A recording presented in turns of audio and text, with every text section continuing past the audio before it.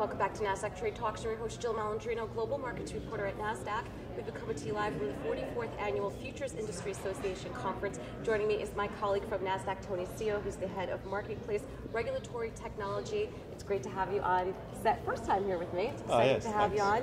Let's talk about Nasdaq surveillance. It really is starting to extend into the cryptocurrency space. Yeah, definitely. I mean, I think there's a growing recognition that the blockchain itself is not a sufficient protection, right? You need to have the correct tools in place, the surveillance tools that more traditional marketplaces use, right, for those new types of asset classes. Right, because even though innovation is great within this space, unless it's properly protected, it just won't succeed as a technology.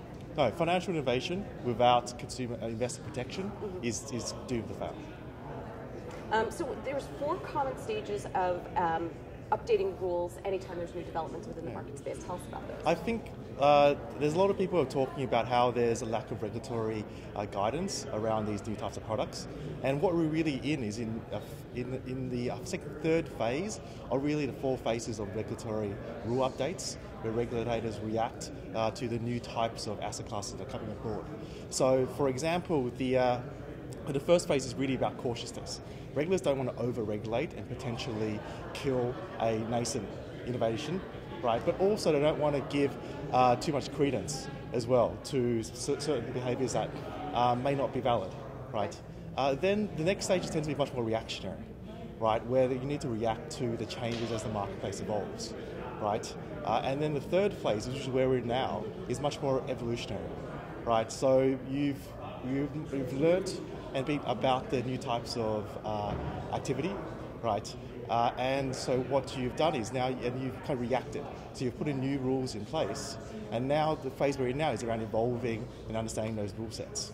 And I think what we move to in the 4th phase is around the actual much more proper regulatory guidance, which I think we're going to see in the coming year or 2. All right, now would you say that blockchain is one of the answers for investor protection? So the blockchain itself is not investor protection. It's a new form of technology around that could help with trading or other aspects. But investor protection and processes in place, like teams which are monitoring the activity on the venue, right, and products which are designed in a way to protect investors. All right, well, tell us more about the Nasdaq surveillance technology and what your group does at Nasdaq. So my group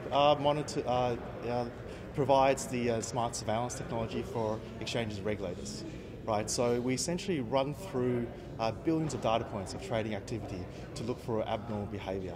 So these behaviours could be spoofing the market, it could be insider trading, it could be wash trading.